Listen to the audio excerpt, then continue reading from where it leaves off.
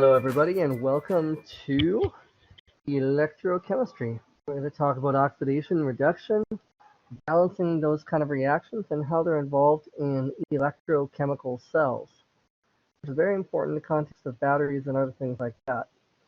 We're going to go ahead and start off with a short video that's going to give you some useful things to look at.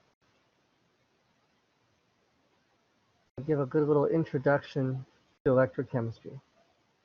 Here we go. This video is an introduction to electrochemistry. So what's electrochemistry? Well, you might have guessed it has something to do with electricity and chemistry. That's exactly right.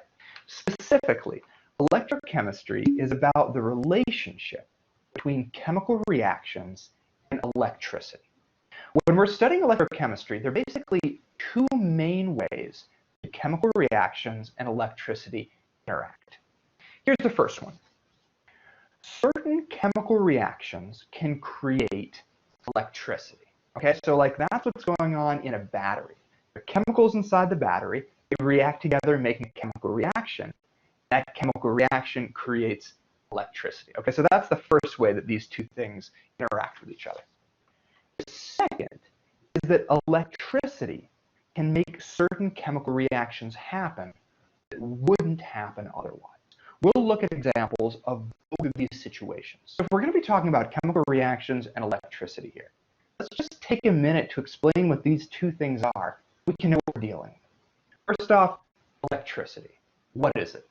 Well, in really simple terms, electricity is just movement of electrons. I got a bunch of electrons in this diagram. They're moving in this direction, so I have electricity.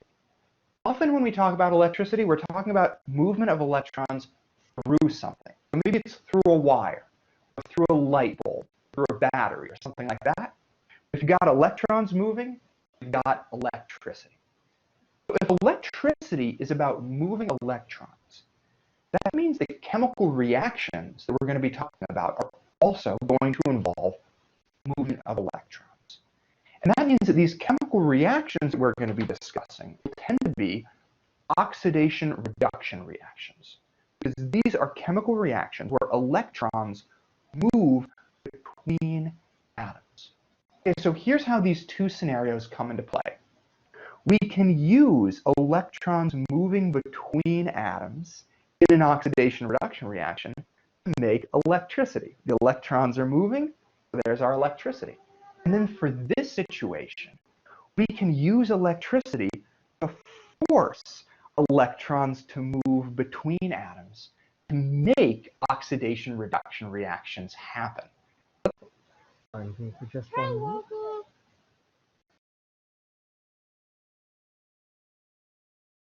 Let's look at how that would work. So here I've got an oxidation-reduction reaction where electrons are moving from A to B.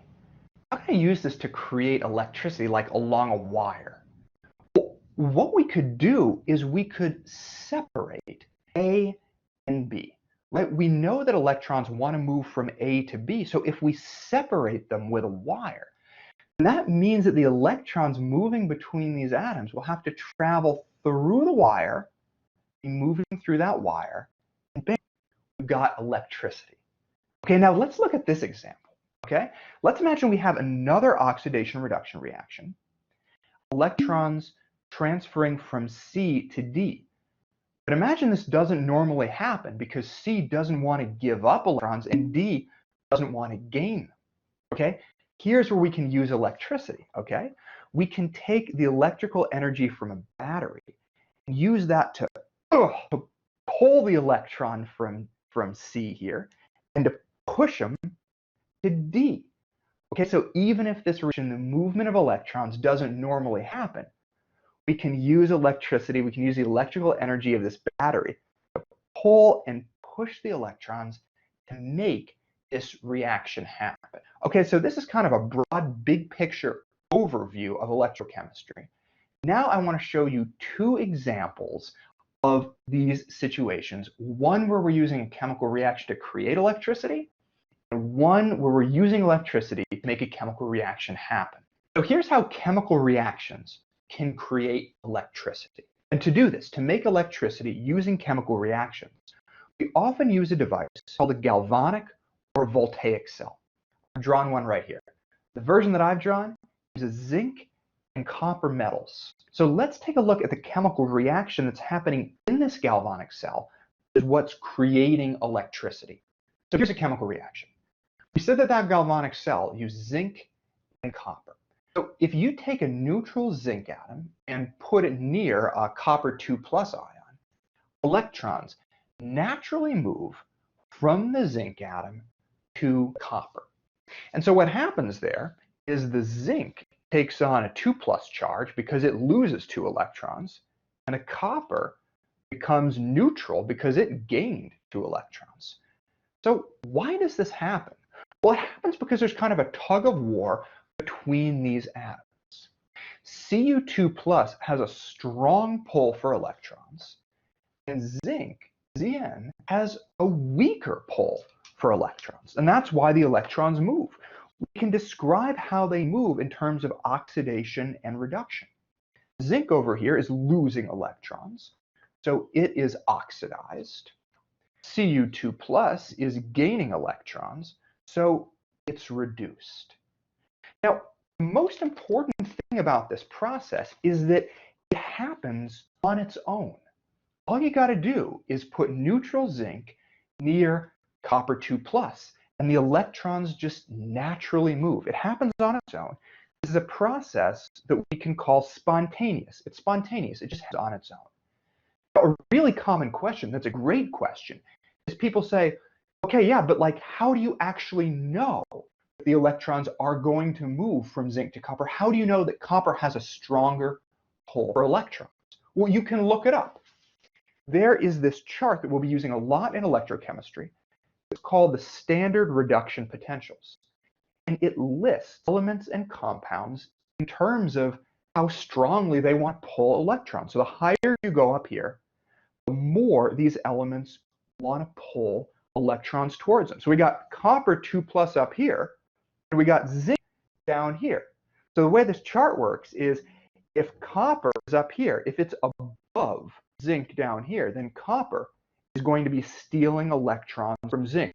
Copper is going to have a stronger pull. So that's how we know that copper is normally going to be pulling electrons from zinc, and that this reaction is just going to happen on its own. So this reaction, as we said, is what's going on in a galvanic cell. So let's see how we can use this galvanic cell to create electricity from this reaction.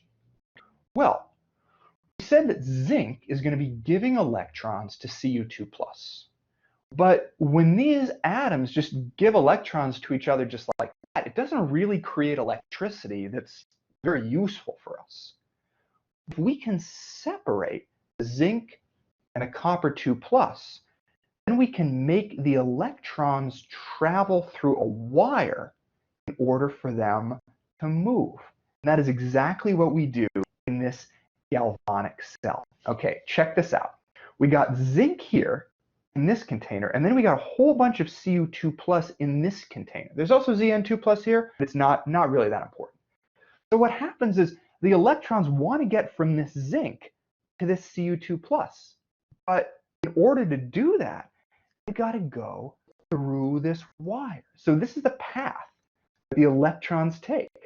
They're moving through this wire to get from the Zn to the Cu2+, and check it out. They're moving along this wire, which means they are creating electricity. They go into this piece of copper, and then they move here, wanting to get to the Cu2+. So we've got electrons moving in this direction, and as I showed earlier, we can even take a light bulb or something and put it between here, and a light bulb will light up because there's electricity moving through this wire as the electrons naturally, spontaneously move from the zinc to the copper. All right? Now, in electrochemistry, we often want to describe what is happening in a device like this using oxidation and reduction. We want to be able to talk about the different parts of a galvanic or voltaic cell and say what's happening to them with electrons. So here are just a couple words that we'll need to know. These two pieces of metal, zinc and copper, are called electrodes. The electrons are going to the electrode and coming out of the electrode. And now we can name these electrodes based on whether oxidation or reduction is happening. Okay, here are two words that we use all the time in electrochemistry. The anode is where oxidation happens, and the cathode is where reduction happens. So let's look at what's going on here. Okay, we got zinc. What's going on with the zinc? We know that zinc is losing electrons. It's being oxidized because the electrons are moving out of the zinc to get over here to the Cu2+. So the zinc is losing electrons, it's oxidized, which means that the piece of zinc here is the anode, the place where oxidation is happening. Over here, the copper is where electrons are getting added to the Cu2+. So the piece of copper as an electrode is the cathode. It's where reduction, it's where gain of electrons is happening.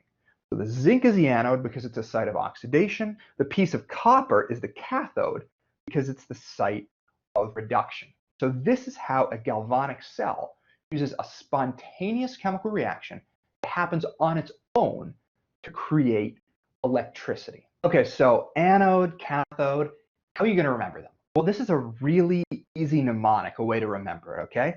It's kind of like thinking about two animals, okay? An ox, red cat. Just remember that right now, okay? It stands for anode is the site of oxidation, an ox. Red cat stands for reduction happens at the cathode. An ox, red cat, learn it right at the top of your tests. You'll never mix these things up again.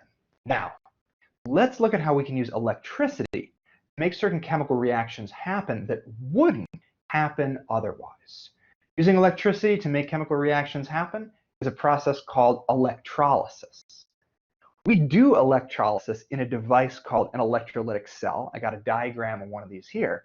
And in our example, we're going to see how we can use electrolysis in an electrolytic cell to take water and split it apart into hydrogen gas and oxygen gas.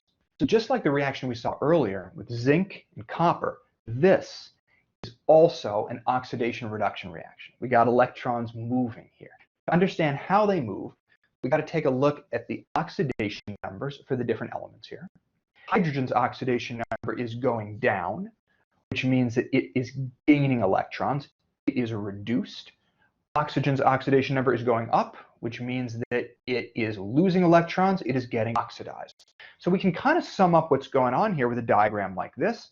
Electrons are moving from oxygen, which is losing them, to hydrogen, which is gaining them. But this is a problem, okay? It's a problem because it goes against what oxygen and hydrogen normally do with their electrons, okay? Oxygen has a stronger pull for electrons, and hydrogen has a weaker pull for electrons. So if it could, oxygen would want to take electrons from hydrogen. The hydrogen kind of would be willing to lose them. But for this reaction to happen, we're asking that the opposite take place, okay? Oxygen is usually stronger, but we're asking it to give up electrons. Hydrogen is usually we're pointing out hydrolysis right here, right? And forcing it. Gain electrons. And we can look again at this list of standard.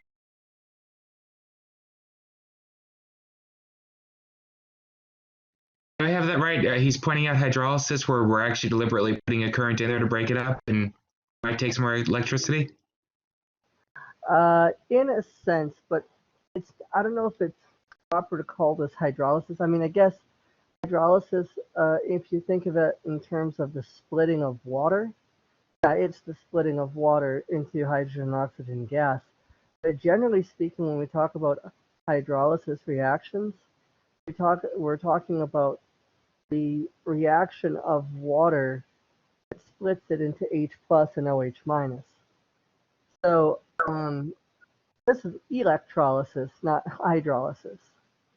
Oh, thank you. That makes that makes a significant more amount of sense. So electrolysis is splitting it up with electricity. Well, Hydrolysis is the water itself, but electrolysis is really what we're looking more at, if I yeah, understood. yeah, hydrolysis is a water splitting reaction. So, um, it's where water is split into H plus and OH minus typically, and that's usually by means of some sort of reaction with a basic or acidic species. Um, you'll actually find a lot of hydrolysis reactions in organic chemistry, um, or which is essentially when water is used to split something else in many cases. The hydrolysis of a protein can give you amino acids. Right? By splitting water with an acid-base type reaction, you can actually separate uh, the individual amino acids by using water. Or you can use uh, water to split an ester into an alcohol and a carboxylic acid. Or you can use water to split a carbohydrate into individual simple sugars. All of those are generally referred to as hydrolysis reactions. This better be referred to as a electrolysis. Yeah, Thank you for indulging my inner nerd. no problem. And reduction potential is just to see who's stronger and who's weaker, all right? Oxygen is up here. The further up you are, the stronger pull you have for electrons. Hydrogen is all the way down here, so you can see that oxygen really wants to take electrons from hydrogen. But instead, we're asking oxygen to give electrons to hydrogen, okay? So based on that information, this is a reaction that doesn't happen on its own because oxygen doesn't want to give up these electrons. We can say that it is not spontaneous. It's not going to happen on its own. We're going to have to use electricity to make it happen. And it turns out that a battery, electrical energy from a battery, can pull the electrons from oxygen and push them to hydrogen. It can force this reaction to happen. Here's how. So we can make this process happen by using an electrolytic cell. This is some water here that we want to break down. We've got these electrodes, and the electrodes are connected to a battery. Okay, so normally oxygen has a stronger pull for electrons, but we can use the strength of the battery to pull electrons away from oxygen. Okay, here hydrogen would normally give up electrons, but we can use the battery to push electrons to hydrogen. In terms of oxidation and reduction, this means that oxygen is losing electrons, so it is getting oxidized. Hydrogen is gaining electrons, so it is getting reduced. These electrons are getting pushed to it from the battery. Okay? So what about anodes and cathodes? Remember anox, red cat. Anode is where oxidation happens. So over here is the anode, the site of oxidation, where oxygen is losing electrons. And over here is the cathode, where hydrogen is getting reduced. So this is how electrolysis happens. We force the electrons to leave oxygen and we push them into hydrogen, making this process happen using a device like this called an electrolytic cell. So that's an introduction to electrochemistry. Looked at the two ways that chemical reactions and electricity interact.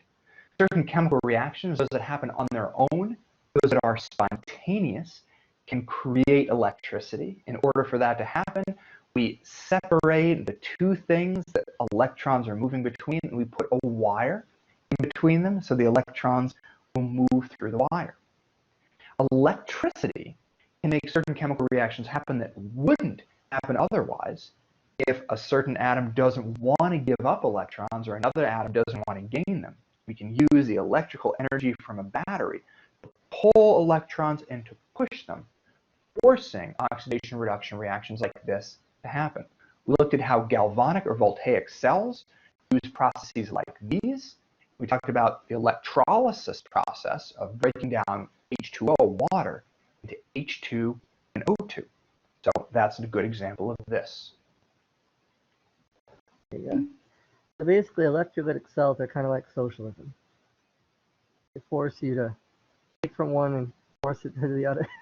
I'm just kidding. Shame on me. I like your sense of humor. It's perfectly twisted. All right. So now, in this case, then, we can. Oh yes, Dr. Anita is going to go ahead and uh, share her Word document, and we can go ahead and asking which is the best oxidizing agent under standard conditions. So first of all, we have to identify what it means to be an oxidizing agent. In classical philosophical terms, when something is referred to as an agent, that means it causes something. Okay? So an agent is something that causes something else. So an oxidizing agent, what does it do? Well, if I understand, your oxidizing agent is going to be the one that's going to be, and I love this, I'm never going to forget an ox and a red cat. It's going to be your strongest anode that's going to pull, yeah. Best oxidizing is going to be your best anode, so it's going to be the one that's going to give off the most electrons. That's actually not true. All right. You got it backwards, and that's okay because people, when they usually hear the word oxidizing agent, they usually make that mistake. Right, like I said, agent means to cause something to happen. But an oxidizing agent isn't oxidized itself. An oxidizing agent causes something else to be oxidized. There's only, if you're a chemical species, the only way to cause something else to be oxidized is for you yourself to be what? Reduced. Reduced. So the best so the best oxidizing agent is the one that is most easily reduced. Okay? All right. So if we're looking at these species, think about which one of these would most easily be reduced. Now there's two ways of looking at reduction and oxidation. One is the common phrase, that common mnemonic that's used, Leo the lion goes grr. So, yes, I remember that one. I was also taught the one oil rig, but I honestly ran on Leo says grr. yeah, loss of electrons is oxidation, gain of electrons is reduction. However, that's not why they're called oxidation or reduction. In fact, when have you ever heard of something being reduced and that meaning it gains, right? We're going to reduce your hours at your job. Oh, it means you're working more hours, right? It means I'm working harder. Yeah, exactly. We're going to be reducing your pay at work. Does that mean you're getting a raise? No. Minor smart economist is like, well, I'm going to try and chat, but yeah, either way. Continue, please. Sorry, ADD. Continue, please. No problem, no problem. So basically, the notion that an reduction is a gain doesn't make sense if we think about what the word reduction means. Why is it called reduction if it's the gain of electrons? And the answer is it's not called reduction because it's gaining electrons. It's called reduction. Yeah, it's called reduction because the charge is reduced. The charge goes down. It goes from being more positive to less positive, or it goes from positive to negative, or from negative to more negative. Basically, it goes to the left on a number line, essentially. So a reduction is a decrease in oxidation number, or a decrease in charge. And oxidation is an increase in oxidation number, or increase in charge. I say increase in charge because it's sometimes easier to understand, but that's technically speaking a little bit less precise than I guess we kind of should be. You can think of oxidation number as the charge that something would have if all bonds were shared equally when it comes to a molecule. Or, in this case, like for these, it's actually really easy to see what the oxidation number is because we're not dealing with molecules. Al3 plus, well, what charge is that? So Al3 plus, the charge is 3 plus, right? Yes, I was actually, for a minute, I was thinking that's too easy. I'm missing something obvious. No, it is that easy. So 3 plus is the oxidation number because for any monatomic ion, single atom ion, the charge is the oxidation number. Same thing with bromine. So the Br, it looks like, I don't know if it's supposed to be a Br minus or a Br, but I think it's a Br minus. The minus is just really small. Unless it's in molecular form, it's gonna be Br minus now. Yeah, and As then long as so it's that would be monatomic. so that would be a negatively charged bromine, and therefore the oxidation number is -1. exactly. Any element in its elemental state, the oxidation number is going to be what? A 0. Like iodine in this instance, because they're bonded together, because you have the two iodines, it's a 0 Got form. it. Yeah. Um, and by the way, I misspoke a bit before. So formal charge is the charge an atom would have if all of the bonds are shared equally. Oxidation number is the charge an atom would have if the more electronegative atom completely takes away the electron of any bond. So basically, when you have a bond, it's usually a shared pair of 2 electrons, right? Yes. So, like for example, if I have CO, carbon monoxide, CO, well, the more electronegative atom is what? I believe oxygen. Oxygen. I believe increasing towards the right, increasing electronegativity towards the right on the periodic table. Pardon me. Yep, and going up, exactly. So Oh, all the electrons shared in the bonds that they have are going to go towards oxygen as opposed to carbon. yes. Although even that's not perfect. Essentially, there are some rules for oxidation number that when it comes down to it, the more electronegative atom will always take its native charge or its preferred charge. So the preferred charge of oxygen, the charge that would cause it to be most like a noble gas would be what? I believe -2. I believe it would love 0, but I think it's -2 in a. -2, yes, exactly. So oxygen's preferred charge would be -2. Okay. Therefore, because it's more electronegative, it gets its preferred charge. The less electronegative element, carbon rather, is then going to get whatever's left. Since oxygen's going to have a -2 charge, that means carbon's going to have a +2 charge because it just gets the appropriate number of electrons taken away from it by the more electronegative atom. So to extrapolate that a little bit, I know we're going just off topic, just one more minute, I swear. If we have CO2, we're going to have 2 -2s. So we're going to have a -4 on the O2 and a +4 on the carbon for CO2.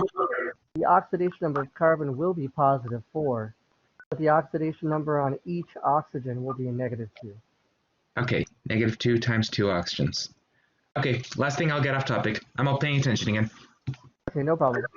So anyway, going back to this question, which is the best oxidizing agent? Which one of these is most likely, which is going to most easily be reduced because it's oxidizing agent? Exactly. Which one is most likely to be reduced? So, are you likely to, could aluminum be reduced, Al3+? Could you drop that charge? I don't believe so. Well, you could potentially, right? I believe it would just take a significant amount of work. Yeah, it would take some work. It would take some work, but you could potentially, right? Yes. You could make it Al neutral. But aluminum, for example, though, is not going to have a negative charge, right? How do we know that? Well, do metals ever take a negative charge? I just learned something new today. Metals do not take a negative charge. As a general rule, metals will never have a negative charge because they don't want electrons. They don't like electrons. They're not crazy about electrons. That's why they tend to give them up. Metals in chemical reactions always tend to become positive unless they're reacting with metals, in which case sometimes some will become more positive, some will become neutral. But anyway, so let's look at bromine. Bromine already has a -1 charge. Is it likely to be reduced? Is it likely to be made more negative? I believe it's in its ideal state at -1.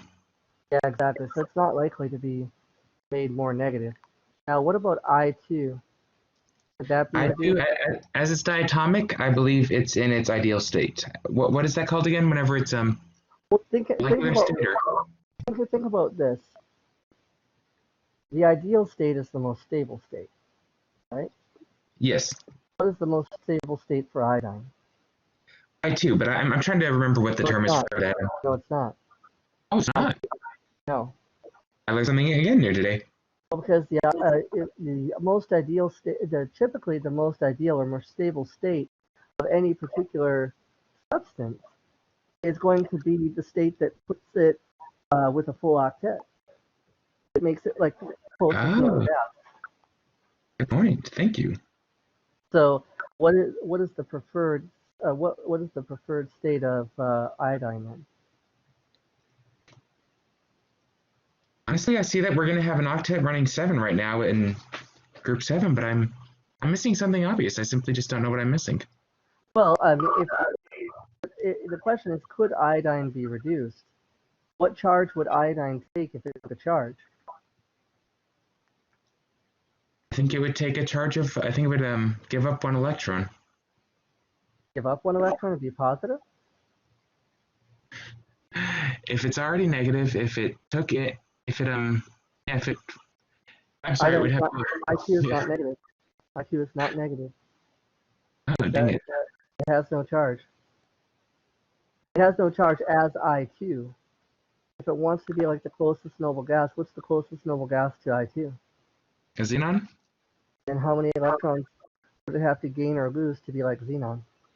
1 electron. It would have to gain, well, it'd actually have to gain 2 because you'd have to gain 1 for each iodine, right? Thank you. I didn't even think about that. Thank you. So my point is, could iodine be negatively charged? Could iodine be negative? Could iodine become negatively charged? Would it be reduced? Let's see. If it's going to gain electrons, it can be reduced, yes. It can be reduced. So there are certain things that cannot be reduced, like the Br minus. That's just not going to happen. There are other things that can be reduced, like the aluminum and the iodine. What about nickel? Could nickel be reduced? Let's see. Nickel.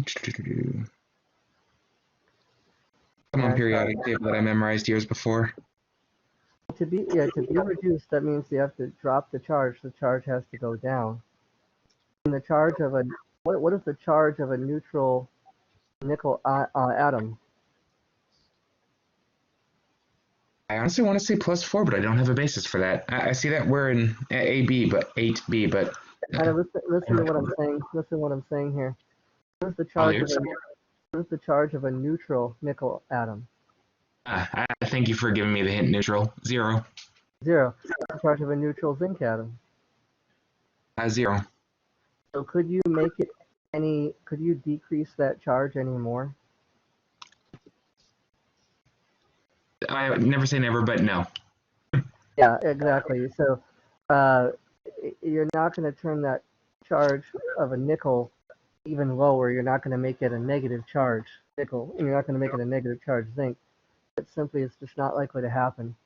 That means the two things that you're really comparing here as far as what actually could even be potentially oxidizing agents, what actually could even be possibly reduced, it's only A and C. Now, just looking at them, there'd be no way to tell which one would actually be reduced more strongly, which one has, shall we say, a greater or lesser pull for electrons. Which one has a greater pull for electrons? To be reduced, you have to have a greater pull for electrons, right? Yes, to be reduced, you have to have a greater pull for electrons. What's going to have a greater? It's going to be iodine. If it's going to have a E naught reduction of 0.5 volts. Yeah, exactly. Of positive 0.5 volts. Yeah, iodine's going to be greater pull for electrons. So the question is, why? Why would iodine have a greater pull for electrons than an Al3+? Because Al3 plus is a non-spontaneous reaction with the negative reaction potential.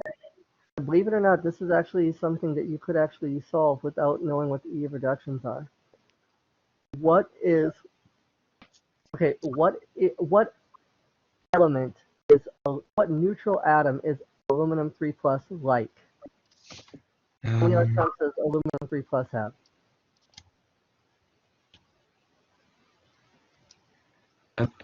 Three. Am I missing something obvious? I mean, three. Yes. Yes. How many you kind of are. How many So number 13, we have 13 protons, 13 neutrons, 13 electrons in a noble state in the elemental form. How many? So it starts out with 13 electrons. If it's a 3 plus, how many electrons does it have? Oh, it has 3 less electrons, so it's going to have only 10 electrons. Which would make it like what element? Which would make it like number 10, or neon, which would be an ideal gas. Yeah, a noble gas rather. Yes, thank you. Noble gas. Absolutely. So aluminum 3 plus starts out like a noble gas. If it was reduced, it would no longer be like a noble gas, right? Yes, and if it's a noble gas, it's going to be in its most stable state. So that's one of the hardest ones to move. It's harder to move because Exactly. Yeah. If you look at iodine, though, if iodine is not in its elemental state, it's fine. But in its elemental state, it's not like a noble gas. But I minus, what is that like? I minus, number 53, whenever you add 1 electron, is like 54 or xenon. So in the case of I minus or I2 iodine, you're actually going from a less stable state to a more stable state. And as we get to a more stable state, we get to we're more likely to spontaneously occur. Exactly. So even though these E of reductions could be helpful, and definitely are helpful, you can clearly see that one is spontaneous and one's not. It's also helpful to understand why that is the case. You've got me about 95% of the way. You made that pretty comprehensive, coherent. I'm sorry. Thank you. And I apologize, Dr. Neely. I may have overcomplicated that, complicated it beyond what I should have. No. I will take overcompensation over missing something silly. Okay. All right, so let's take a look at the next one. It says, which of the following is the best reducing agent? The reducing agent causes reduction, which means a reducing agent is itself what? Is an oxidizer. Well, no, it's not an oxidizer. The best reducing agent is one that causes oxidation. No. Reducing agent causes reduction. Reducing agent causes reduction. Okay. Which means that it itself is oxidized. Reducing agent causes reduction, which means the element is oxidized. Which means itself, it has to be oxidized. Which means itself, it has to be oxidized. Yeah, so a reducing agent is what's oxidized. And an oxidizing agent is what's reduced. Okay? Go ahead and write this down. Reducing agent equals species oxidized equals reducer. From the top again, reducing agent equals species oxidized. Equals reducer. Mm-hmm. All right. I have no idea if I spelled reducer correctly, but honestly, I don't think we're getting a spelling test here. And by that same logic, oxidizing agent. Oxidizing agent means causes oxidation. Yeah, oxidizing agent means causes oxidation, which means it's the species reduced. It is an oxidizer. It's an oxidizer. I'm going to review that 300 more times, I think. Yeah, and that is confusing. That is confusing. Now, Dr. Neely wrote means best oxidized. And what she means by that is that she means that the best reducing agent is what is most easily oxidized. the best reducing agent is what is most easily oxidized. And that equates to the highest, or rather the most negative E of reduction. And this is where we're going to get into the and this is the same reason why, like, whenever we had bromine, we're going to have the exact opposite logic on this one. So, like, for bromine, because it's bromine minus, it's treated like krypton, it's treated in a noble gas state. Iodine, whenever it's split, it'll go to the noble gas state again. I said krypton instead of xenon, didn't I? Either way. And then for nickel, stable state, zinc, stable state, aluminum. First of all, why don't we just start thinking about it like this? First thing, as you're going through this, can it become more positive or less negative? So can aluminum 3 plus become more positive? No, it cannot become more positive. But by one, it could. In that case, it can't become more positive. It can't be oxidized. You rule that one out. No oxidation. Can Br minus become more positive or less negative? As we already are in the noble gas state, no. We're keep in mind, just because it's in a stable state does not mean that it can't gain, or does not mean it can't be oxidized or reduced. Because that can still happen if paired with certain other things that have a better pull for electrons or whatever. But is it possible for? But the thing is, with aluminum, it's really not possible outside of like some extremely crazy high energy situations for it to be anything but a 3 plus ion or a neutral atom. Okay. All right. You'll either take it. Typically, when you're talking about these ions and elements, they'll either do one of two things, and there are some exceptions to this. But they'll either be they can go back and forth between potentially their elemental state or their preferred ion. Their elemental state or their preferred ion. Okay? Mental state or preferred ion, exactly. Now sometimes, like in most of these cases, they prefer their preferred ion state. They do. That doesn't mean they can't be moved out of it if paired with something else that has an even stronger push or pull. Okay? So is bromine's in its preferred ion state, what would its neutral state be? What would the oxidation number of its neutral state be? -1. No. Feeling silly? What's the oxidation of its neutral state? Oxidation of its neutral state. Keyword, neutral. Oh, 0. Thank you. Yeah. The oxidation number of bromine in its neutral state, its elemental state, is 0. When I say neutral state, I mean elemental state. I'll use those interchangeably. Neutral and elemental. Yeah, an elemental state of bromine has the oxidation number of 0. So if you went from bromine's preferred ionic state, which is -1, to its elemental state, 0, is that an oxidation or reduction? Since it's -1, it gained an electron, which is reduction. No. It didn't gain an electron from its preferred ion state to its neutral state. So Br minus to Br. But yes, Dr. Neal will write the equation. She's writing.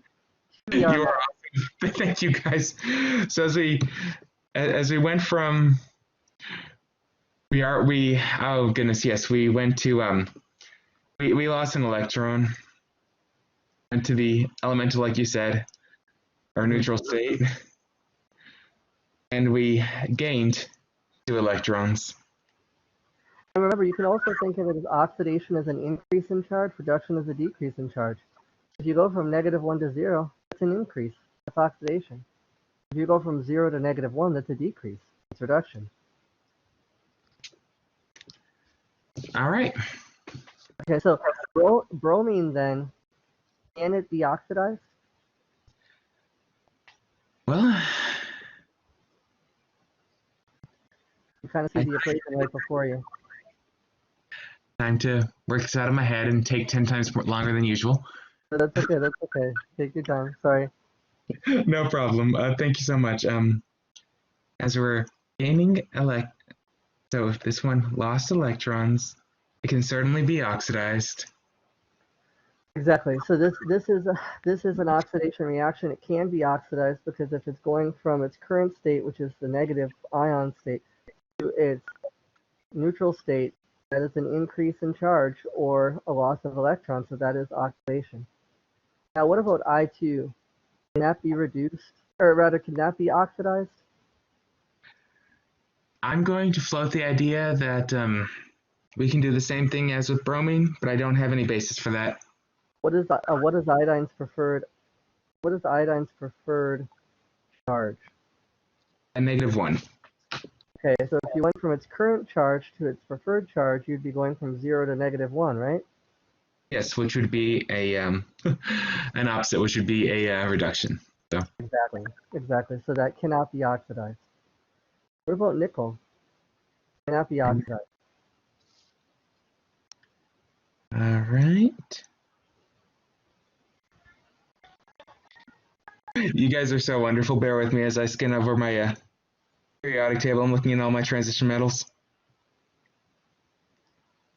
Well, you don't necessarily have to know what charge it will take on because remember, nickel is actually a transition metal can have multiple charges.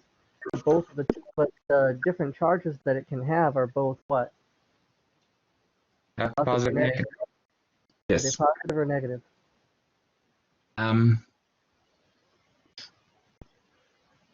So negative. Positive. Metals can never take on negative charges. Oh yes. Thank you. I'm gonna write that again 2 times. Metals can never be negative. You said there was some exception in there, but No, there's not really an exception. I mean, it is extraordinarily hard for a metal to gain an electron. It's so incredibly hard that you just never see it. okay. Never see it. It's just not something that happens. And that's why actually one of the reasons why metals are such good conductors of electricity. They actually can't gain those stupid electrons. So the electrons. You actually read my mind of curiosity. I was going to ask, is that one of the biggest reasons why we use the copper and the copper wiring? Exactly. I mean, all metals are decent. All metals tend to be decent conductors. There are some that are better than others. Copper is definitely one of the best. The point is, the reason why it conducts electricity is because it won't actually hold on to those electrons. It won't actually hold on to them or grab them or pull them because it really just does not want them. And so if you put electrons on a metal, it'll keep on skating across the surface, so to speak, and just keep on moving along the metal until it can reach something else that does want it. The metal doesn't want it. They just kind of keep being pushed along until they find something that does. Because they hate holding electrons. Exactly. And if you're the first person who touches it, you get electricity. If you're the first person who touches it, you get electricity. I don't want to get myself shocked. I like my heart. Actually, I appreciate an AED in the event of something happening. So. And what Dr. Neely just wrote down is actually the easiest, most the most easily gotten charge that nickel can take.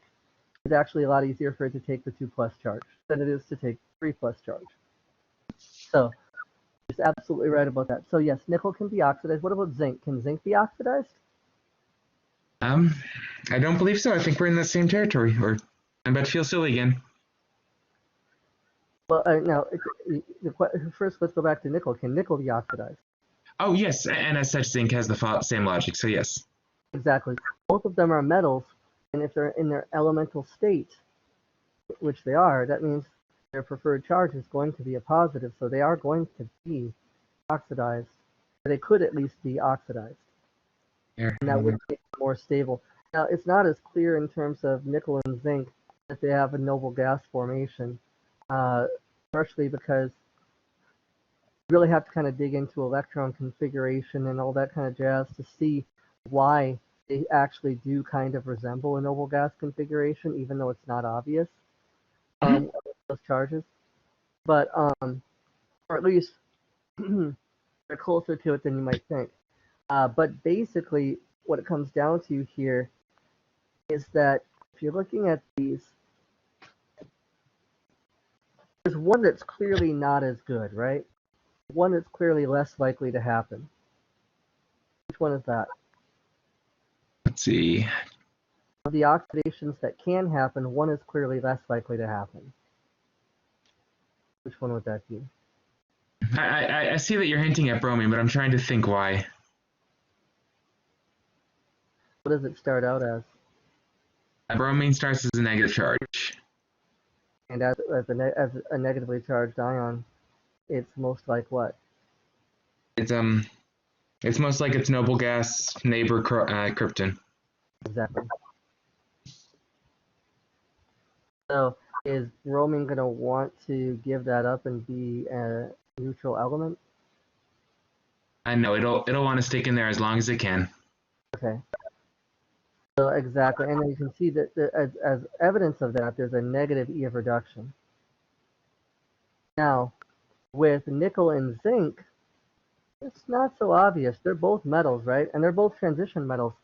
So it's really not clear which one would actually has less pull for electrons, which one would be more easily oxidized. It's really not clear at all. The only way you can tell with these last two is to look up the E of reduction. And the E of reduction basically measures how easily it's reduced. Okay. And so the one the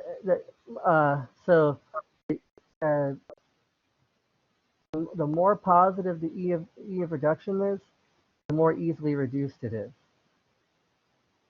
And is that following along the same lines? I'm looking at my periodic table right now, and I'm looking at 28 for nickel and 30 for zinc. I see that zinc is further to the right. Is that the same reasoning why the E naught charge is increased? Is it more electronegative? Well, I don't think you can actually. So actually, I have to look at this now for a second because it says the best reducing agent is the most easily oxidized. The metals would definitely be more easily oxidized than the metals would definitely be more easily oxidized than the non-metals.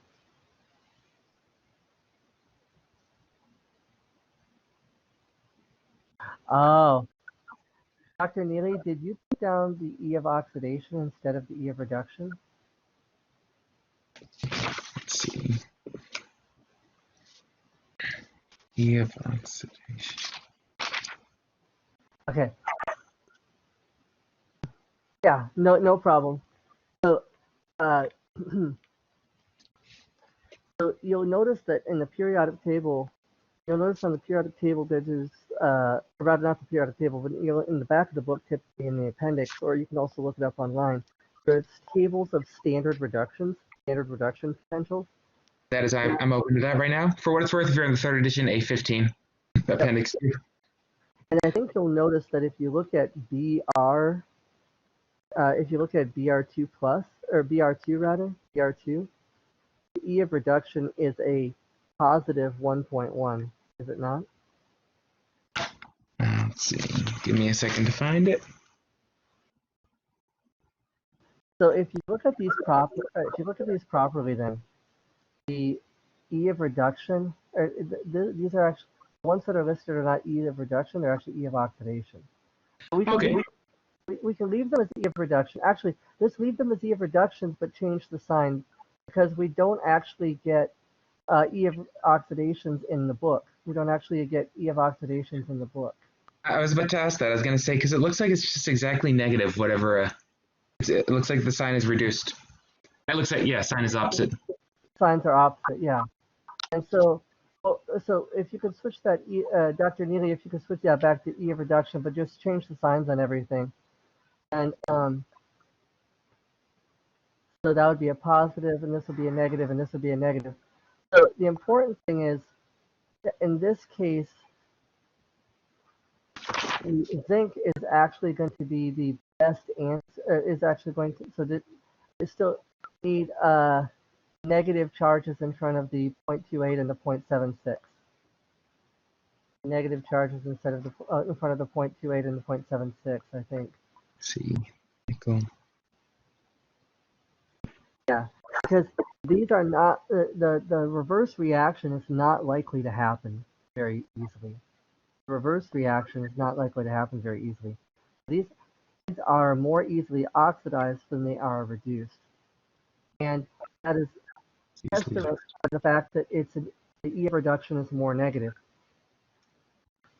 So let's go back to the beginning. If you look at it says best reducing agent is the most easily oxidized, right? Yes.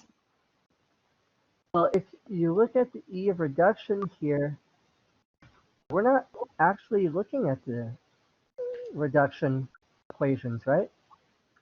Well, Yes, we're looking at the oxidation, and if we switch the signs from reduction to oxidation, we'd have, if it was the E naught of oxidation, it'd be negative 1.1 volts. E of oxidation for nickel would be 0.28 volts, and E of oxidation for zinc would be 0.76 volts. Exactly. So in that sense, but by flipping or by having the equation be the oxidation equation, we end up having to flip E red to an E of oxidation, and I would flip the sign. You could also think of it in terms of this, that the most easily oxidized substance, or the best reducing agent, is the substance that has the most negative E of reduction. All right. Most negative reduction, or? Most negative E of reduction. Yeah. I like And that. the best oxidizing agent, the species most easily oxidized, or rather the species most easily reduced, the best oxidizing agent is going to have the most positive E of reduction.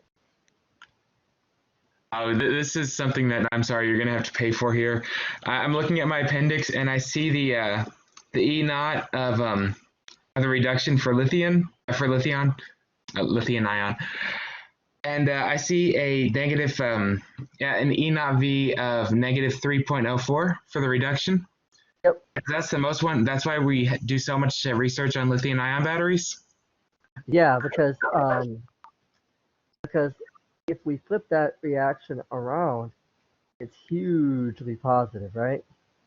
It can generate a very large voltage.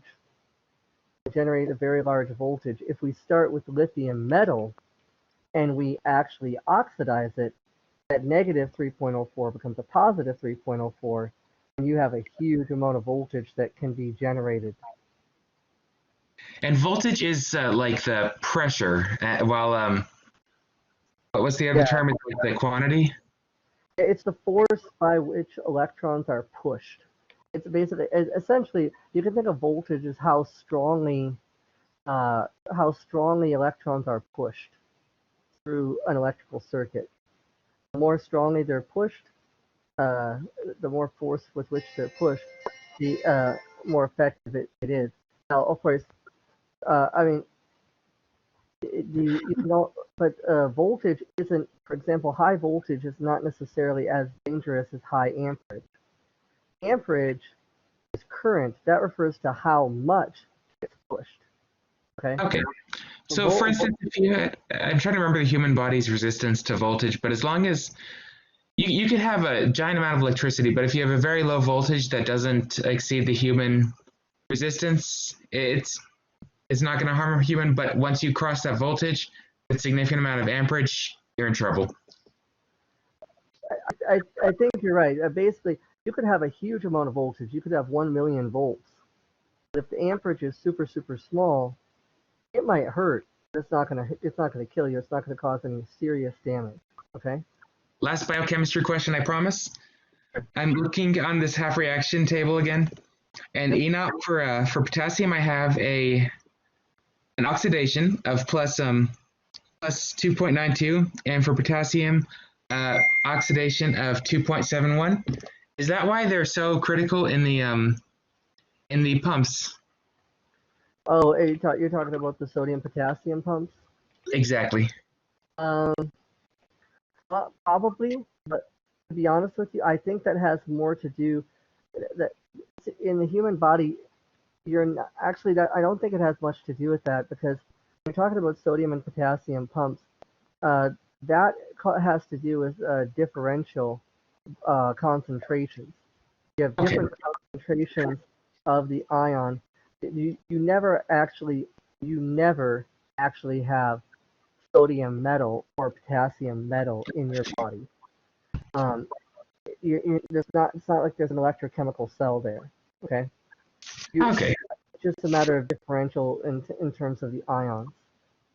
Like how many ions are present on one side versus how many ions are present on the other side of a membrane. All right, that last thing I'll get off topic on. I thank you for indulging my inner curious nerd. No, If no, you're, totally fine. like, I'm free until 5 of however much y'all can handle. Okay. So That sounds awesome. consider the following galvanic cell: 4 silvers plus oxygen and 4 H pluses goes to form 4H plus and 2 waters. So under standard conditions at 25 degrees Celsius, how many moles of electrons are transferred under this reaction? So in this case, what it's wanting you to do is actually to break this up into oxidation and reduction half reactions. All right, I'm writing it right here. Let's see, plus 4H aqueous yields 2 silvers plus 2 waters, 2H2O. So the first thing that you want to do here is to identify the oxidation number of each. All right, so the oxidation is going to be the one where Identify the we're oxidation number of each species. All right. So, like for instance, in this one, the example would be the oxidation number in each species. We're going to look at -2 for the oxidation number for oxygen, but we're going to have a total charge of -4, but oxidation number of -2. Let's first look at silver. Okay, so what's the oxidation number of silver solid? One that I do not have memorized.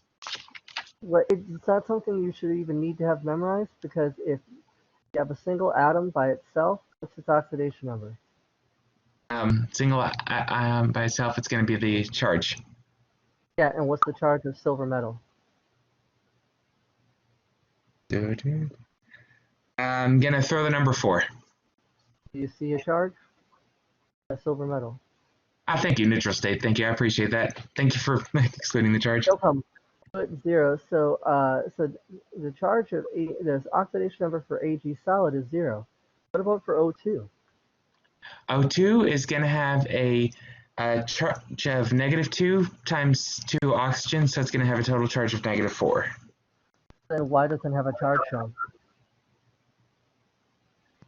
Because it's in a molecular form, that's a neutral state, which is going to have a charge of 0. Yes. So the oxidation number of silver is 0. The oxidation number of oxygen is 0. What's the oxidation number of H plus?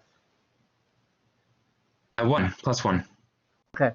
What's the oxidation number of Ag plus on the right side of the equation? Plus 1. And what's the oxidation number of the oxygen in water? As part of a molecular compound with hydrogen being 2 minus. It'll be a 2 minus. And therefore, what's the oxidation number of the hydrogen in water? Plus 1. Exactly. So silver goes from 0 to plus 1. Oxygen goes from from 0 to -2. And hydrogen goes from plus 1 to plus 1. So from here, you can actually write out your half reactions, which is what Dr. Neely already started doing. I know that silver goes from 0 to plus 1. She writes out that half reaction, and 4Ag goes to form 4Ag plus. Well, where are the electrons? How many electrons are going to be in the product side, right? Yes. You have to balance the charge with electrons. Okay. So next, we write the reduction half reaction. Because oxygen goes from 0 to -2, that's a reduction. So Dr. Neely, could you put O2 and then an arrow to H2O? Right, there we go.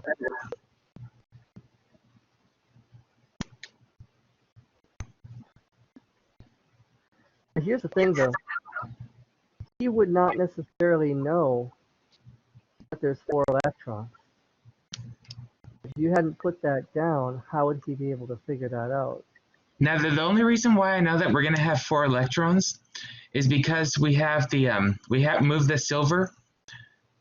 We forced silver over. We oxidized the silver, moved it over, gained 1 charge, and because oxygen, since we're converting the oxygen with a -2 charge to water, to balance out the oxygen and hydrogen, we'd have to have 2 hydrogens and 2 oxygens. So we'd have to have 4 electrons on the reactant side.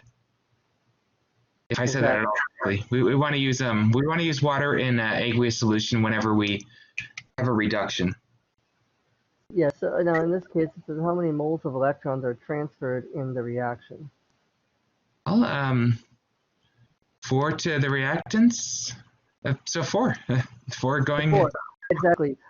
Silver is going to lose 4, and oxygen is going to gain 4. Now, a small part of me wanted to say 8 in total, but it's really just 4 because 4 is being moved from one side to the other. Even though they may cancel out in the end, it's okay. Dr. Neely, do you mind if I interject a practice problem here real quick?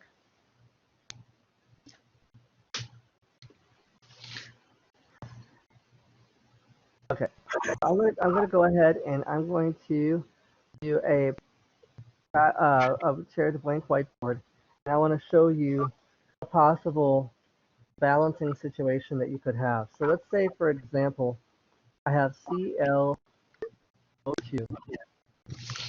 All right, ClO2 plus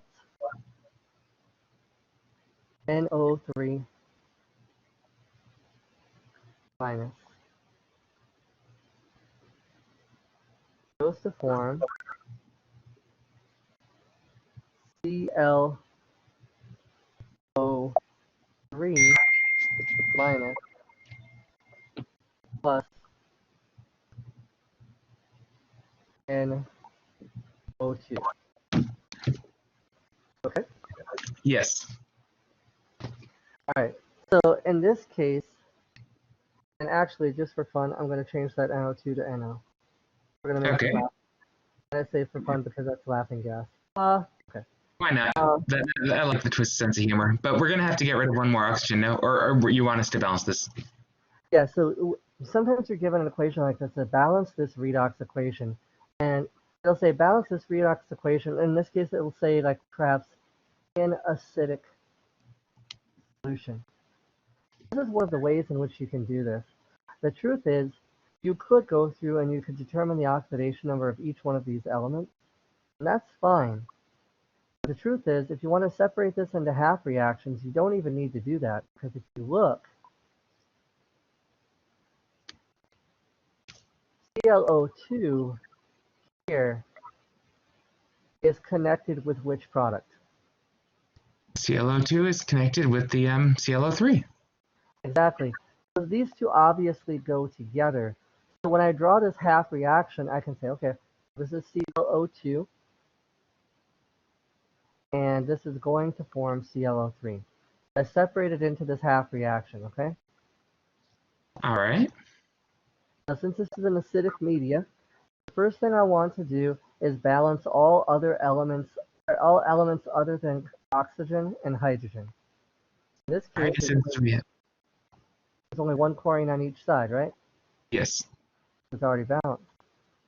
Step 2 is balance the oxygens, the O's, with H2O's. All right. So in that case, do we just need to add H2O to the reactant side? How many? Just 1, I believe, to have 1 extra oxygen. Exactly. Step 3 is I'm going to balance H's with H pluses. So you're going to need 2 hydrogens on the right side, on the product side. Yeah, 2 H pluses. You got it. 2 H pluses. So the last step is you have to balance charge with electrons. And this is easier than you might think. What is the charge of a water molecule? 0.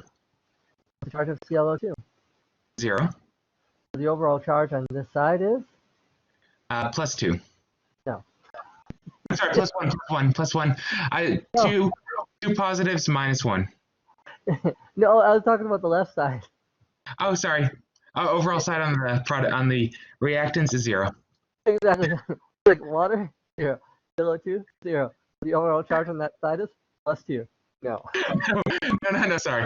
On the product side, I meant to say a negative 1 from chlorate plus plus 2 electrons from the plus a positive 2, or an absence of 2 electrons gives us a plus 1. So we need to add 1 electron to the product side to make it 0. Exactly. Add electrons to the more positive or less negative side. So we're going to add 1 E minus to this side. Good. So now I can proceed to the next half reaction.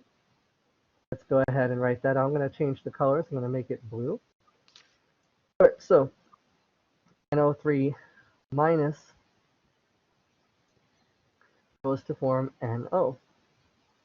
So what's the first step? All right, so first we're going to do a balance where we balance everything except for hydrogen and oxygen. And since the nitrogens are balanced 1 to 1, don't need to worry about that. Okay, good. Second step. Second step, we want to add water to balance out any extra oxygens. And so water. So we're going to have that on the product side. So we're going to add 2 waters. Okay, good. Let's see. Then we need 2. And we also want to add the corresponding hydrogens to what form? What are we adding?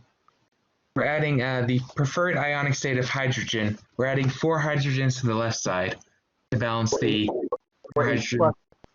4 hydrogens, yes. Yes.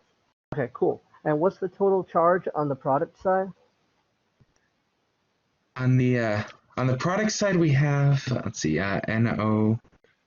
That's a 0 because water is neutral and our dear laughing gas is also neutral. Mm-hmm. And what's the total charge on the other side? A positive 3. So this is a positive 3. That means we have to add electrons to which side? We have to add 3 electrons to the reactant side to cancel out the positive 3 charge. All right, so I'll add 3 electrons. Excellent. So now once you have the 2 half reactions, you have to multiply each half reaction as necessary so that the electrons on the product side of the one reaction are equal to the electrons on the reactant side of the other reaction. All right, so with the least common multiple of 3, we can get, let's see, 3. What do I multiply this one by? I believe by 3 because you had the least common multiple of 1 and 3 electrons will give us 3 total. Trying to think of what I'm. This is something elementary mathematics. No problem. So now I will go ahead and multiply that 3 across the entire equation, and then I'll go ahead and add them together. So first things first, I'm going to go ahead and multiply that 3 times everything. So that's going to give me 3 waters plus 3 chlorine dioxides, ClO2s, goes to form 3 ClO3s or chlorates, chloride ions, plus 6 H pluses Plus 3 electrons.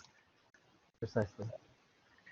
Now anything that's present on both sides of the equation can actually cancel out here. Which means I can cancel out what? I actually don't see anything yet. I don't think you can cancel anything until we add up both equations. Nope, you can. Oh. All these, see, all these things over here, all these things are going to be reactants, right? Yes, and I was going to give you. And all these things are going to be products. And since the electrons, we have 3 electrons on each side, they cancel out. Exactly. What else cancels out? Let's see. I see we can lose 2 waters on the product side and only have 1 water on the reactant side. Very good. We can take out both of these and cut this down to 1. What else can we cancel out? Let's see. We can cancel out 4 of the hydrogens from the reactant side and leave only 2 hydrogens. Exactly. This is going to be dropped to 2. And now I can add up the remaining pieces to give my overall chemical reaction, and that's going to be 3, or rather NO3 minus. Do we need plus? Do we still need that 1 water on the reactant side? Of course. Okay. The actual piece. When they give you these redox equations to balance, they don't tell you that water is oftentimes part of the reactants or products. And also have H pluses as well that are added in.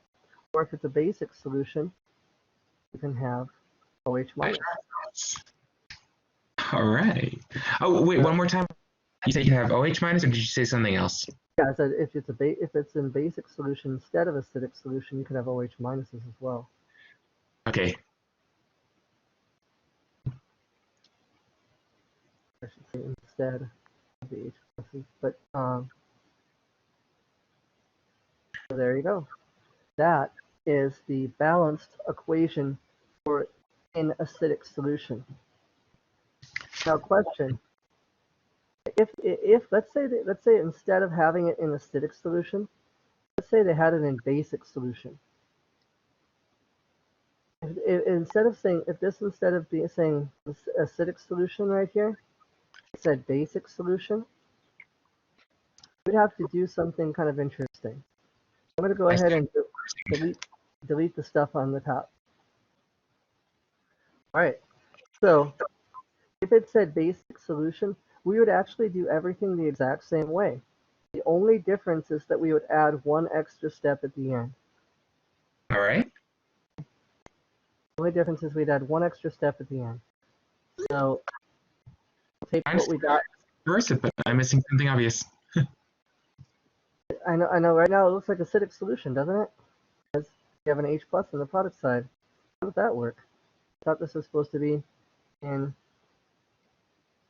acidic or basic solution. Why would we do it the same way? Why would we use H pluses?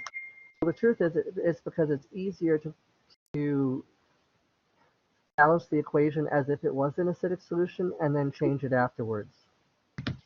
Oh. And here's how we change it. Because in truth, this particular reaction would be more likely to happen in basic solution, not acidic solution. Okay. So what you would do if you wanted to convert this to basic solution, what you would do is you would add an equal number of OH minuses on both sides, such that the OH minuses would neutralize all of the H pluses. So we just add 2 hydroxides to each side, no? Exactly.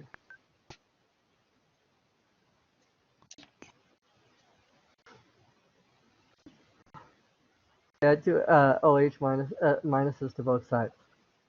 But here's the thing. The 2 OH minuses on the reactant side are not going to cancel out. They're kind of going to stay there. The 2 OH minuses on the product side are going to combine with the H pluses, and you're going to get what? You're going to get water. You're going to get water, exactly. So this is going to end up giving you NO3 minus plus 3ClO 2s plus H2O plus 2 OHs. So NO3 minus plus 3ClO2. And on the other side, it would just be the same, except you'd have NO plus 3 ClOs.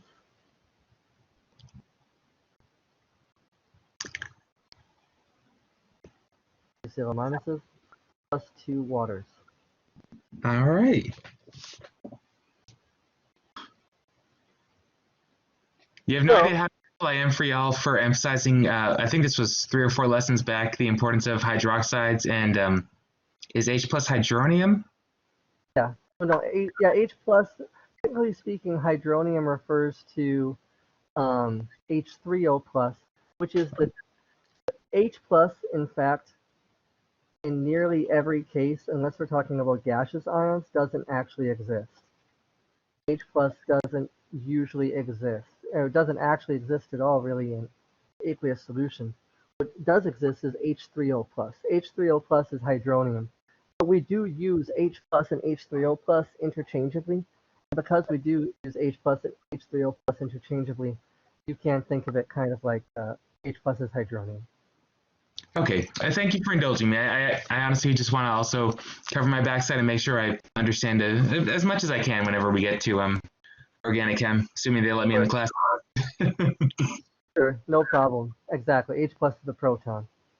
So if you look at this, is there anything that cancels out? I see the waters, and beyond the waters, I don't see anything else. Yeah, just the water cancels out because water was formed on the side. Only one water cancels out, so that means you're left with this. And so this is no longer part of the equation on the reactant side, so your final overall equation in basic solution would be NO3 minus plus 3ClO2 plus 2OH minus goes to form NO plus 3ClO minus ClO3 minus Okay. and 1 water. All right. So that would be it balanced in basic media. So we have it balanced in acidic media down here. We have it balanced in basic media, or basic solution up here. You've got me following so far. Something strange. I'm understanding everything. Something is wrong. No, you're fine. You're fine. All right, and so balancing these redox equations can be quite a bit tricky. So you might want to have some. You might want to do some additional practice on this, and there definitely is some on the website. There's a question I have. This is half of my homework that I didn't understand before you guys explained this to me. Cool. Yeah, and if you honestly, if you need help figuring out how to do the oxidation numbers, well, actually, why don't I just take a moment to delve into oxidation numbers, and then we'll transition back to what Dr. Neely was doing before with the electrochemical cells. I'm going to just clear this real quick. So here we go. Let's take a look at something like this. What is the oxidation number of oxygen and ClO3 minus? The oxidation number as it's part of a molecule is -2. Actually, no. Well, if of oxygen is -2, but Cl is not necessarily. If we wanted to figure out the oxidation number of each one, so oxygen is more electronegative than chlorine, right? Yes. It will take its preferred charge of -2. That means I'm going to go ahead and put a little -2 on top of oxygen. I don't know what chlorine is, but I can figure it out because the sum of the oxidation numbers, and actually I'm going to write that down here because it's very important. The sum of the oxidation numbers in a compound is equal to the overall charge. Equal to the overall charge, exactly. Okay, I need to write that down. So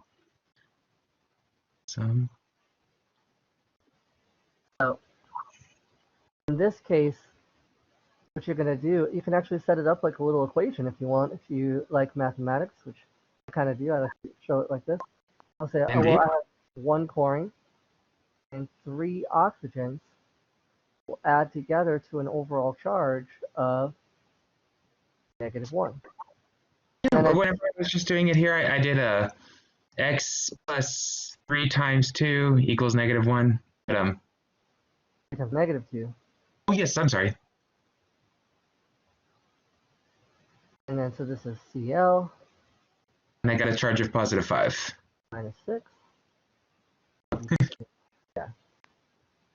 You are indulging in the math, and considering how much more writing it takes on the computer, you get extra credit. Yay. Too bad I can't award you anything. You can have all my student loan debt if you want it. I'll pass. That's okay. Dang it. So CL is a +5. So just in case for those who have a little bit more trouble with math and kind of working these things out, you can see very clearly how this works. So give the most electronegative element its native charge, and then go ahead and solve for any elements that are missing. And so this is an interesting one. Now, let's say the most electronegative element gets its preferred charge. The least electronegative element, if it's a metal, will also tend to get its preferred charge as a positive. Okay. Now, in the case of an ionic compound, its preferred charge, of course, of sodium is going to be its preferred ion +1. So in the one that Dr. Neely put up here, sodium here clearly has a +1 charge, right? Yes. What would the oxidation number of oxygen be? Oxygen is always -2 except in peroxides. Yes, and that's true. And the reason is because, or when it's with fluorine. Or with fluorine. Okay.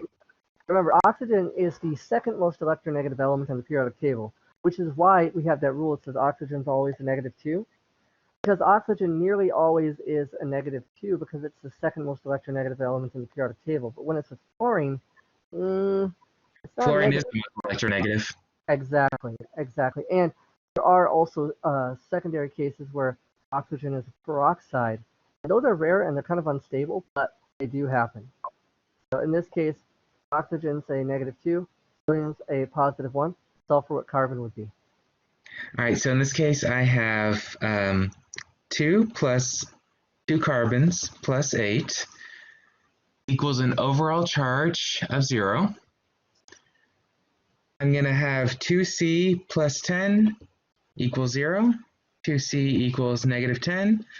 C equals negative. No. I forgot to subtract a negative. Let me correct that. So 2 plus 2C minus 8 equals 0. 2C plus 2 equals 8. 2C equals 6. And C equals 3. So the charge on carbon should be +3. Exactly. All right. Thank you. That's how you can solve for the oxidation. And the one thing you got to watch for is that any element in its elemental state, by virtue of this rule right here, the sum of the oxidation numbers is equal to the overall charge. If you see anything by itself without a charge, that's an oxidation number of 0. So Ag solid, 0. O2, 0. Cr2, 0. H2, 0. Any element that it does not have a charge that's by itself, even if it's diatomic where it's not completely by itself, Thank you. it is 0. Cool?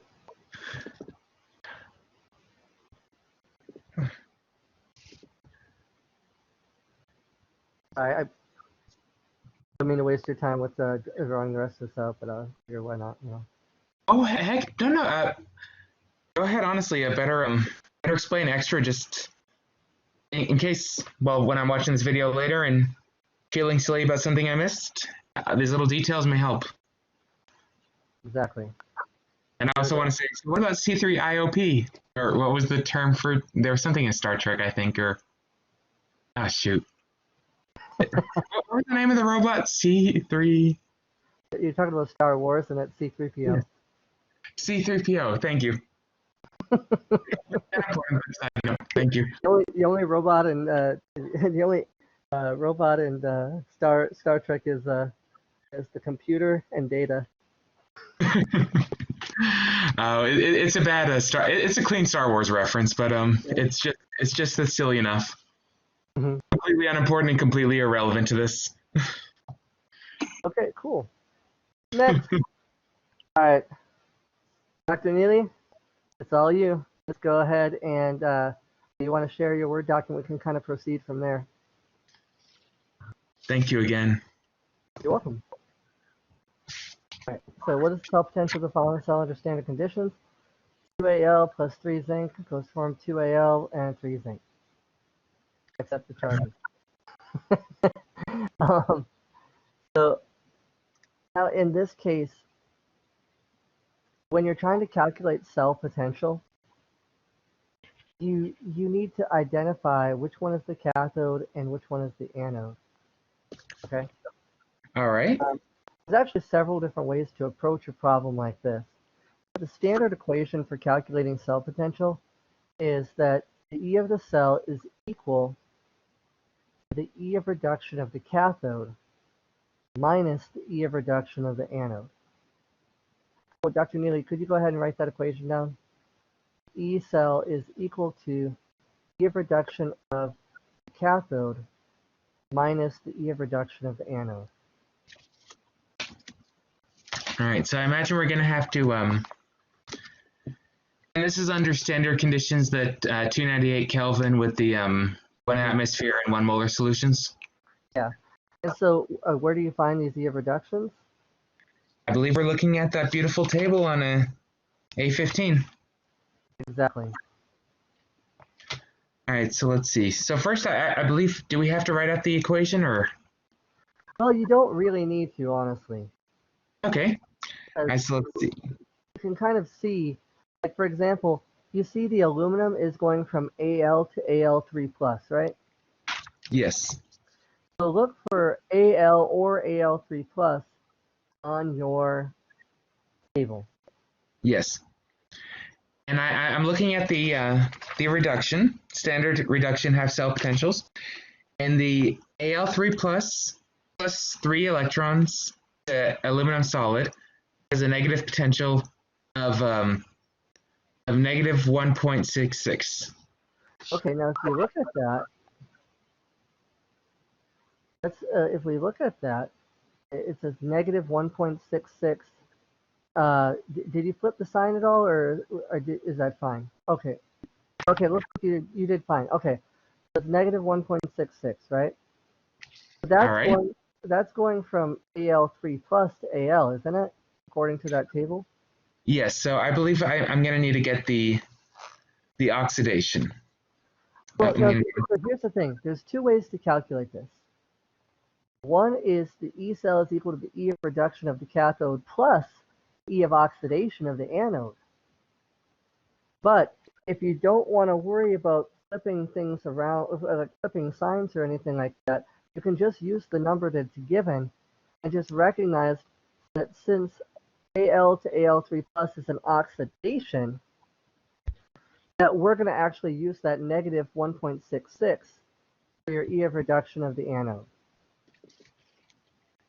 Minus negative 1.66. Now, make sure, just future note for anybody watching this video, this is figures from the 3rd edition of the chemistry book. It's a little older, so it may have less updated, but just want to CYA in case anybody's watching later. Okay. And then as far as the E of reduction of the cathode, well, that would be the zinc 2+ to zinc metal. So what is that? Bear with me a minute while I look for that. Let's see. Come on, show me the 7.7. All right, and I see reduction of negative 0.76. So negative 0.76. So the E of reduction of the zinc Zn2+ is going to be negative 0.76. So you can put a negative 0.76 in for the E of reduction of the cathode. And notice something interesting. If I'm subtracting the E of reduction of the anode, that means I'm subtracting negative 1.66. If I do a minus negative 1.66, that would be the same as adding 1.66, wouldn't it? Yes. Minus a negative is plus a positive. Exactly. So it's 0.7, negative 0.76 minus negative 1.66, which is the same as plus 1.66. And I got 0.9. Yeah, exactly. That's going to give you positive 0.9. Now, like I said, there's two ways to do this. You could say E cell is equal to the E of reduction of the cathode minus E of reduction of the anode, like we just did here. Or you can say E of reduction of the cathode plus E of oxidation of the anode, because the E of oxidation of the anode would be a positive 1.66, not? Yes, because the If you flip that equation around, then the voltage is positive rather than negative. And so the E of oxidation of the anode would have been positive 1.66. And so you could really do it either way, but whatever is less confusing to you, that's the way I would do it. Does that make sense? yes, because honestly, right now I'm at that stage where I am. I think we call it covering my backside. Yeah. All right. So, there's something else I was going to say about that.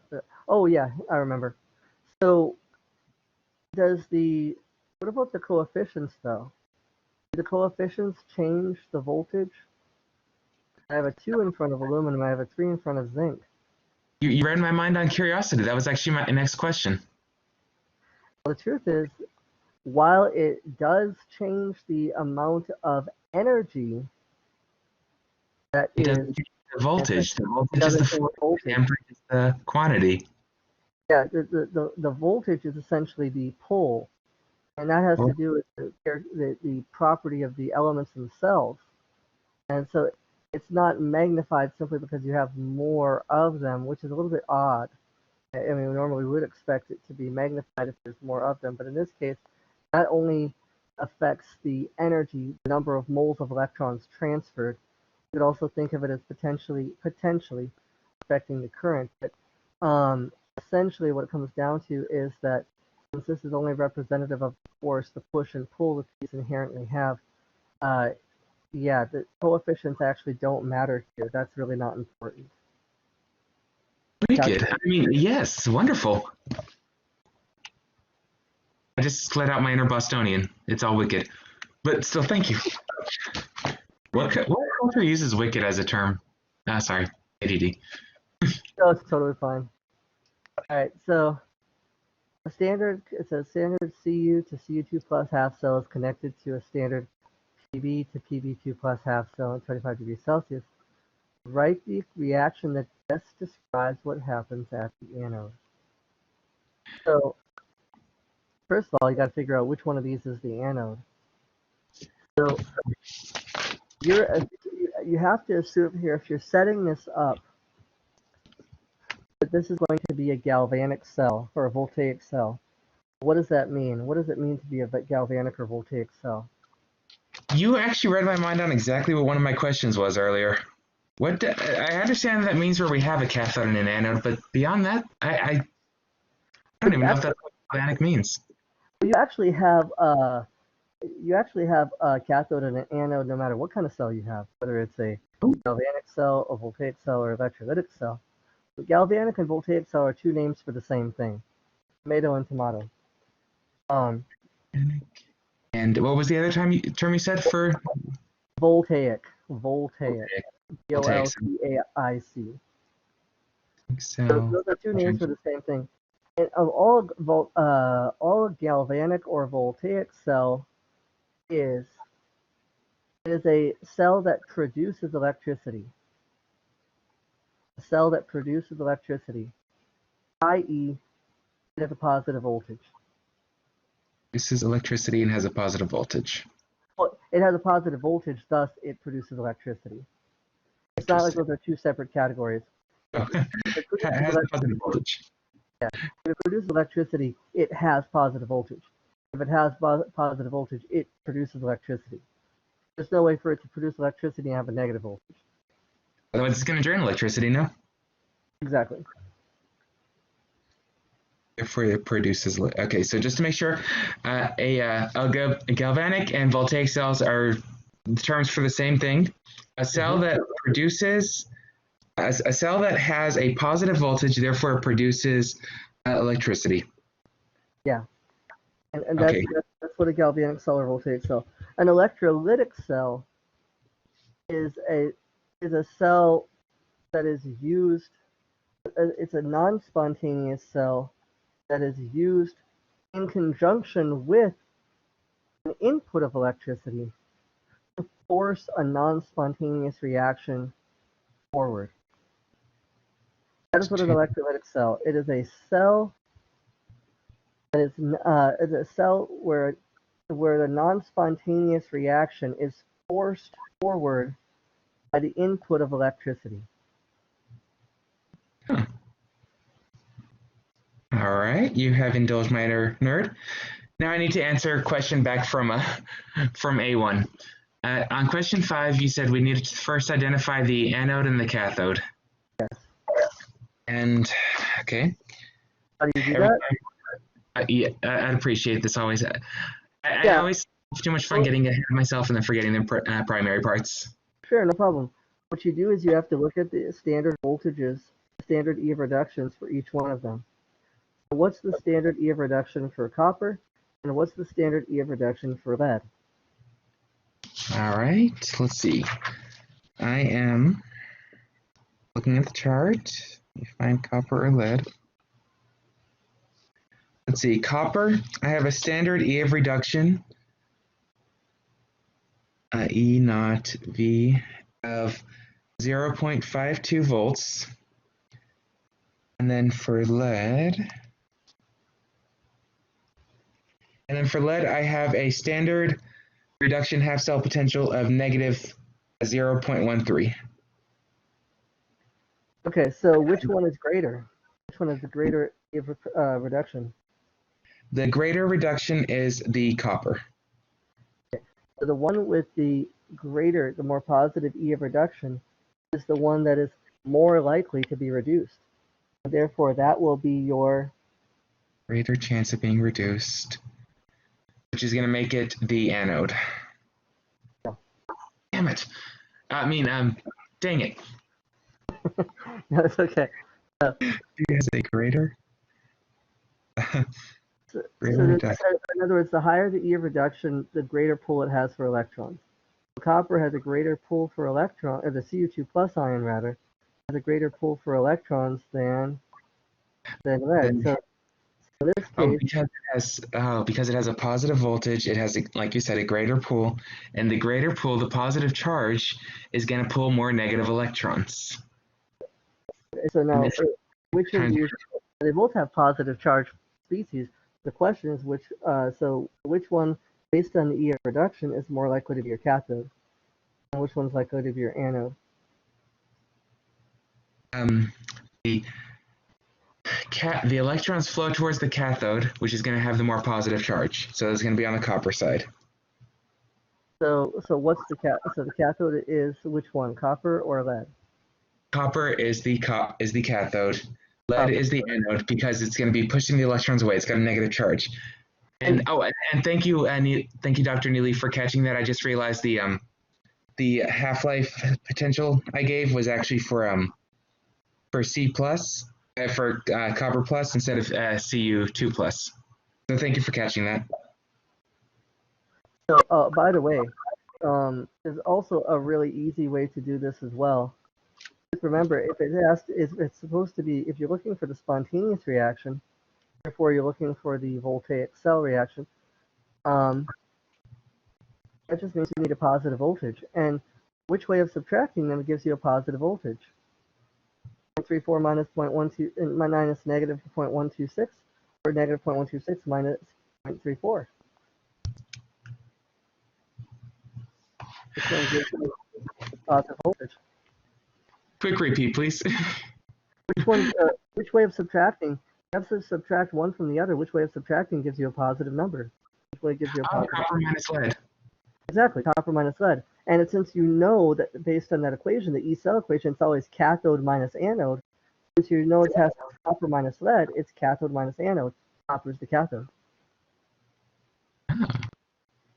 So cathode 0.34 volts minus the negative 0.13, and that gives me the E cell.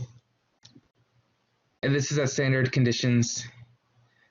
E cell of 0.47, which I think I answered the question that wasn't asked. Exactly, you did. But that's okay. So, now, if copper is reduced, what would be the reduction equation? If it's being reduced, in other words, is it going from Cu to Cu2 plus, or is it going from Cu2 plus to Cu? It's being reduced and it's losing its electrons.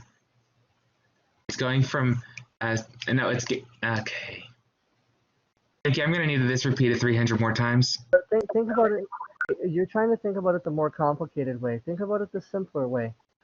Oxidation is an increase in charge. Reduction is a Decrease in charge. decrease in charge, which is why it's called reduction. So reduction is a decrease in charge. Which way is it? If this is the reduced species, copper is the cathode, it's reduced.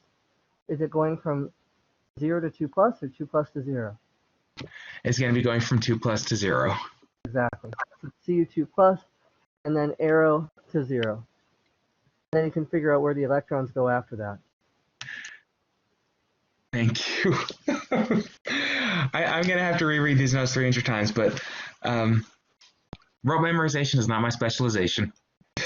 Yeah, I understand that. I understand. Reduction is a decrease in charge. Oxidation is an increase in charge. And if you think about it logically, it makes total sense, because reduction should be a decrease. It's just a decrease in charge. And I keep on flipping the electrons and making it 200 times more complicated. Yeah. Now let's think of, so if lead then is the anode, it's oxidized. What's it going to do? Is it going to go from 0 to 2 plus or 2 plus to 0? And this one's going to go from 2 plus to 0. All right, sorry, 0 to 2 plus. Go from 0 to 2 plus. Exactly. And then which side would you add electrons to? To cancel out the positive 2 charge, you're going to add them to the right, to the product side. Exactly. Oh, and Dr. Neely, could you finish the half cell equation for the copper as well? Sorry. All right, so we're going to have a half cell of copper 2 plus 2 electrons yields neutral copper. And then neutral lead yields lead with a 2 charge plus 2 electrons. So now you can combine them and get the overall reaction. Now it says, actually, now in this case, we have to look at what the equation is asking us. It says, write the reaction that best describes what happens at the anode. Which side is the anode? Which one is the anode? The anode is the one that's pushing the electrons away, or lead. Lead, exactly. The anode is the lead, so it's the lead one. That half reaction, that Pb goes to form 2 plus and plus 2e minus, that is the answer for this question. Okay, but just for indulging one last question on the inner nerd, if I was to combine the reactions, since the electrons would cancel out, I just have a Pb neutral lead plus positive 2 copper yields neutral copper plus positive 2 lead, lead 2 plus. Yes, absolutely. And that would be the overall reaction. That would be the correct and proper overall reaction. Very good. Thank you guys again.